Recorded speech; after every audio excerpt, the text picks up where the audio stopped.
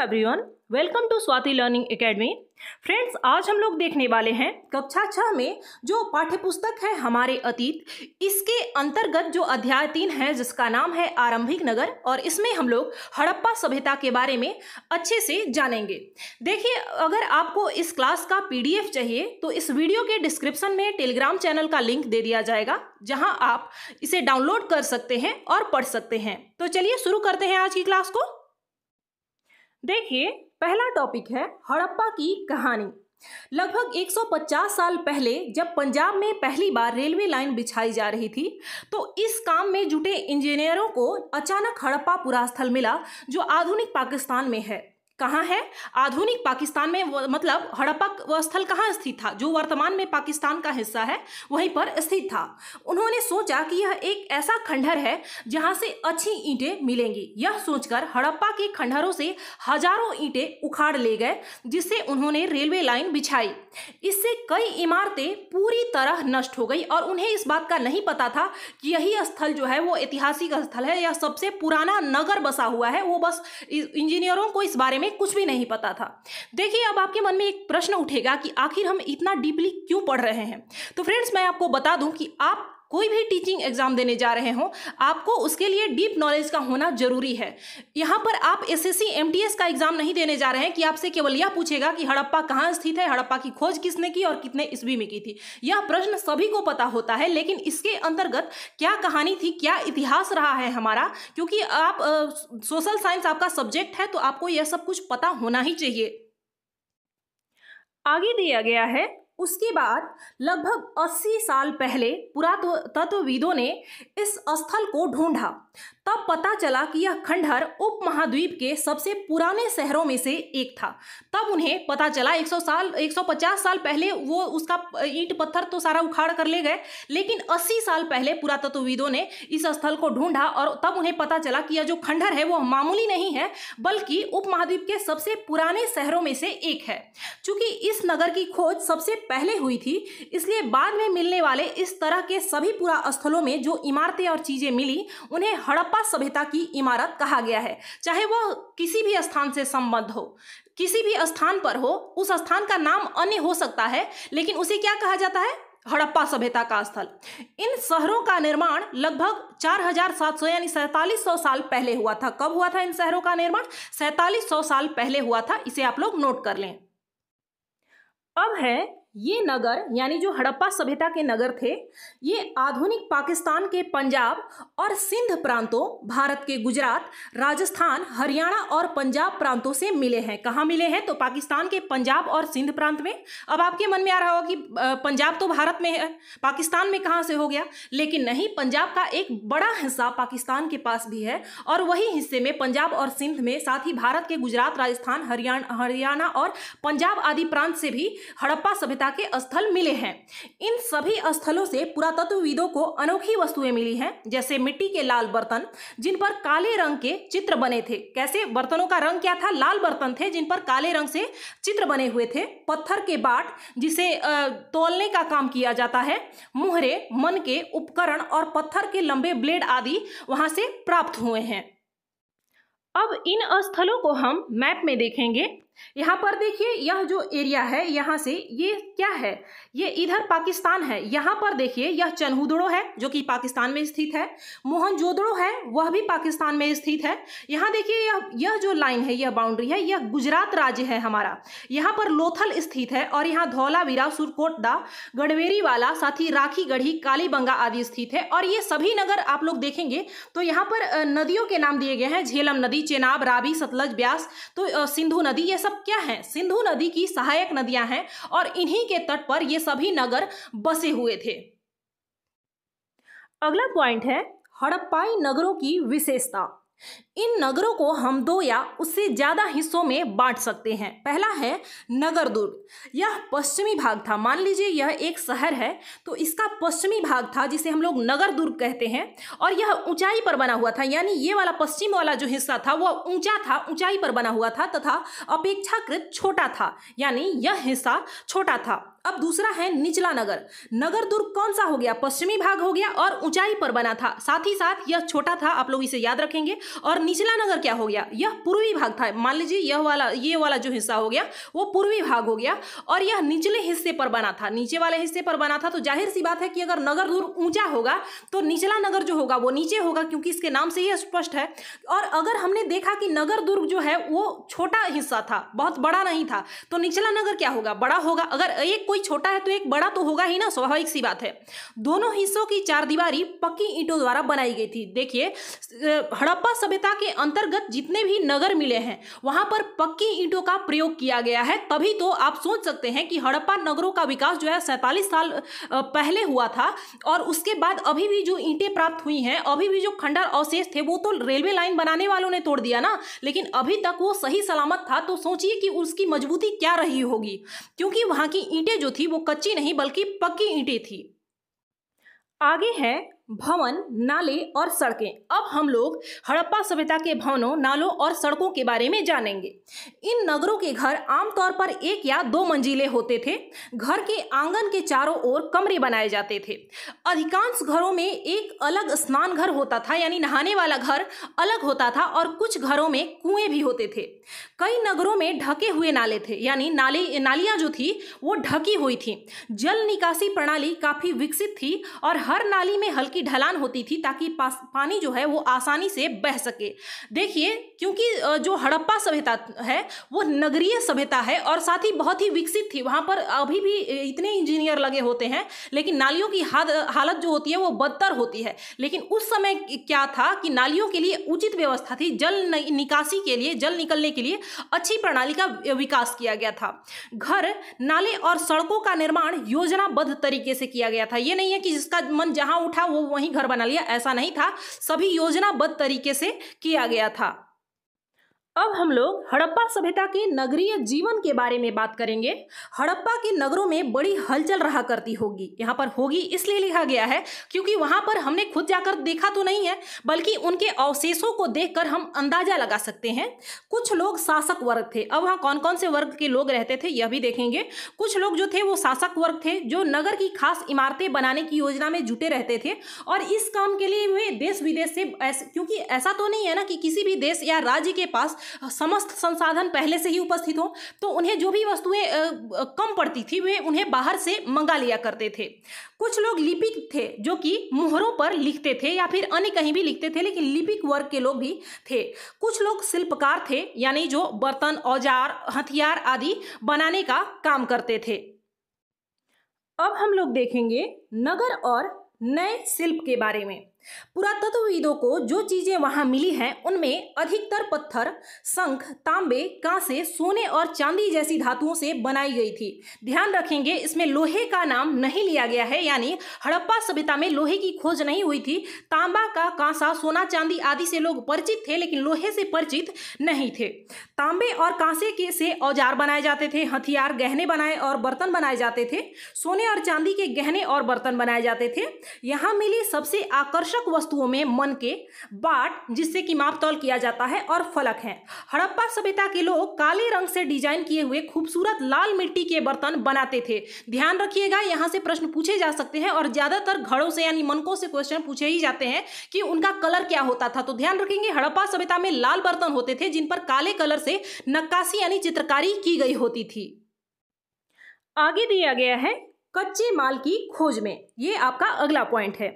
कच्चा माल उन पदार्थों को कहते हैं जो या तो प्राकृतिक रूप से मिलते हैं, यानी ऐसे ही प्रकृति के द्वारा हमें प्राप्त होता है, या फिर किसान या पशुपालक उनका उत्पादन करते हैं। जैसे कि लकड़ी या धातुओं के अयस्क प्राकृतिक रूप से उपलब्ध कच्चे माल हैं। जैसे लकड़ी को तो हम बनाते नहीं हैं, लकड़ी तो प्राकृतिक रूप से हमें प्राप्त होता है, या फिर जो धातुएं हैं जमीन के अंदर प्राकृतिक अवस्था में पड़ी होती हैं, तो इन्हें हम क्या कहेंगे? ऐसे कच्चे माल जो कि प्राकृतिक रूप से हमें मिले हैं। वहीं जो कपास हो गया, कपास से बहुत तरीके के वस्त्र बनाए जाते हैं, कपड़े बनाए जाते हैं। तो कपास क्या है? कपास प्राकृतिक नहीं है, बल्कि यह किसानों द्वारा उगाया गया है, पैदा किया गया है। तो यह कपास क्या हो गया? यह किसान के द्वारा उगाया गया, यह भी कच्चा माल ही है, लेकिन यह प्राकृतिक नहीं है, बल्कि किसान के द्वारा उगाया गया है।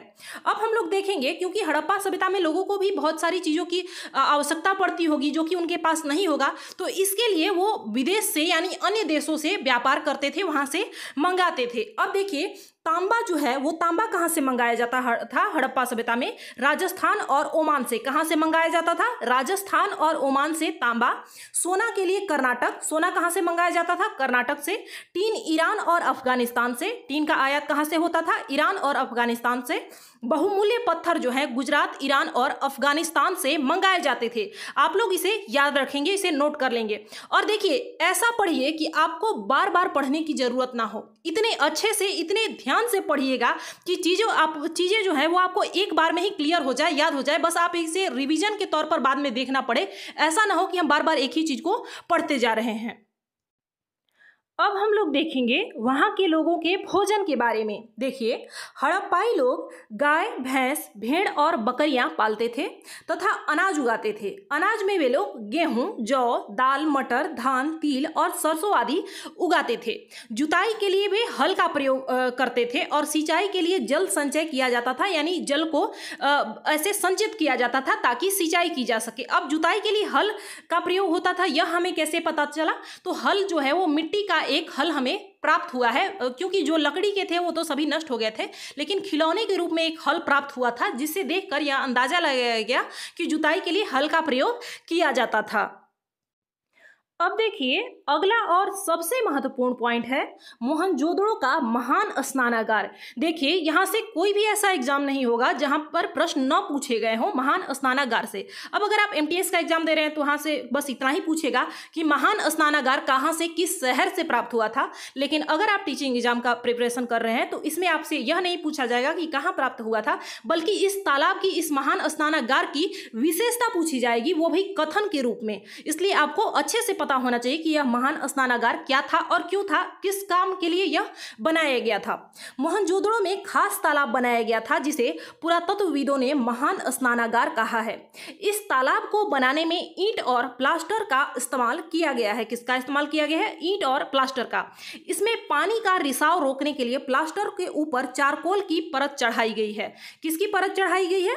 यह चारकोल की परत चढ़ाई गई है। इस सरोवर में दो तरफ से उतरने के लिए सीढ़ियां बनाई गई हैं। मान लीजिए यहाँ पर यह एक ऐसे तालाब हो गया, तो इसमें इस तरफ से भी सीढ़ियां बनाई गई हैं और इस तरफ से भी सीढ़ियां बनाई गई हैं, ताकि भीड़ इकट्ठी ना हो। ये नहीं हो कि धक्का मुक्की होने लगे, ऐसा ना हो। और चारों ओर कमरे बनाए गए थे। इसमें भरने के लिए पानी कुएं से निकाला जाता था। कहाँ से पानी आता था तालाब के लिए? कुएं से आता था। और उपयोग के बाद यानी स्नान के बाद इसे खाली कर दिया जाता था। शायद यहाँ विशिष्ट नागरिक विशेष अवसरों पर स्नान करते थे। यह क्यों था? विशेष अवसरों के लिए ही यह बनाया गया था और विशेष नागरिकों के लिए ही बनाया गया था। अब आगे देखेंगे, कालीबंगा और लोथल जैसे अन्य नगरों में अग्निकुंड मिले हैं। अग्निकुंड कहाँ से प्राप्त हुआ है? कालीबंगा और लोथल जैसे नगरों से अग्निकुंड प्राप्त हुए हैं, जहाँ संभवतः यज्ञ किए जाते होंगे। अब अग्निकुंड मिला है तो यज्ञ तो किया ही जाता होगा, इससे अंदाजा तो हम यही लगा सकते हैं। हड़प्पा, मोहनजोदड़ो और लोथल जैसे कुछ नगरों में बड़े बड़े भंडार गृह मिले हैं, यानी जिसे हम लोग अन्नागार भी कहते हैं। तो अन्नागार कहाँ से प्राप्त हुआ है? हड़प्पा से, मोहनजोदड़ो से, लोथल से। इन तीन स्थलों से बड़े बड़े भंडार गृह यानी अन्नागार प्राप्त हुए हैं। वहीं अगर बात करें कि महान स्नानागार कहाँ से प्राप्त हुआ है, तो वह मोहनजोदड़ो से प्राप्त हुआ है। आप लोग इस चीज को याद रखेंगे। वहीं कालीबंगा और लोथल से अग्निकुंड मिला है। अग्निकुंड या फिर हवन कुंड कह सकते हैं। यह कहाँ से प्राप्त हुआ है? तो कालीबंगा और लोथल से प्राप्त हुआ है। संभवतः 7000 साल पहले मेहरगढ़ में कपास की खेती होती थी। अब इसी में देखेंगे, मेहरगढ़ एक स्थल है जो हड़प्पाई सभ्यता का ही एक नगर है। यहाँ पर 7000 साल पहले मेहरगढ़ में कपास की खेती होती थी। कहाँ होता था? मेहरगढ़ में। मोहनजोदड़ो से सूती वस्त्र मिला है। सूती वस्त्र के साक्ष्य कहाँ से मिले हैं हड़प्पा सभ्यता में? तो वो मोहनजोदड़ो से मिला है। बाटों को चट पत्थर से बनाया जाता था। जो माप तौल के लिए उपयोग किए जाते थे बाट, वो किससे बनाए जाते थे? चर्ट पत्थर से बनाए जाते थे। मनकों को कार्नेलियाई पत्थरों से बनाया जाता था। मनके का उपयोग गहने बनाने में, आभूषण बनाने में किया जाता था। और इन मनकों को किस पत्थर से बनाया जाता था? कार्नेलियाई पत्थरों से मनकों को, चर्ट पत्थर से बाटों को। और हड़प्पा सभ्यता के लोग पत्थर की मुहरें बनाते थे। मुहरें किस चीज की बनी होती थी? तो पत्थर की बनी होती थी। आगे है धौलावीरा। अब हम लोग धौलावीरा शहर के बारे में जानेंगे। कच्छ के इलाके में खादिर बेट के किनारे बसा था। धौलावीरा कहाँ बसा था? कच्छ के इलाके में। देखिए, आप लोग ना भारत का जब मैप देखे होंगे या नक्शा देखे होंगे तो वहाँ पर आपने देखा होगा कि गुजरात का जो एरिया है कुछ इस तरह से ऐसे बना हुआ है। अब यहाँ पर जो इलाका है, यहाँ पर धौलावीरा बसा था। वहीं इस क्षेत्र को, यहाँ पर मान लीजिए यहाँ पर गुजरात की अंतिम सीमा हुई और यहाँ से महाराष्ट्र स्टार्ट हुआ, तो इस जगह पर जो था वो लोथल स्थित था और ऊपरी क्षेत्र में धौलावीरा स्थित था। देखिए, मेरी ड्राइंग उतनी अच्छी नहीं है इसलिए मैप पर स्पष्ट नहीं हो पाया, फिर भी आप एक अंदाजा लगा सकते हैं कि धौलावीरा कहाँ रहा होगा। वहाँ साफ पानी मिलता था और जमीन उपजाऊ थी। धौलावीरा में जमीन उपजाऊ थी और पानी भी साफ मिलता था। धौलावीरा नगर को 3 भागों में बांटा गया था, जबकि हमने देखा कि हड़प्पा सभ्यता के अन्य जो नगर थे उन्हें 2 भागों में बांटा गया था, निचला नगर और नगर दुर्ग में बांटा गया था। लेकिन धौलावीरा को 3 भागों में बांटा गया था। इसके हर हिस्से के चारों ओर पत्थर की ऊंची ऊंची दीवार बनाई गई थी, दुर्ग बनाए गए थे। इसके अंदर जाने के लिए बड़े बड़े प्रवेश द्वार थे।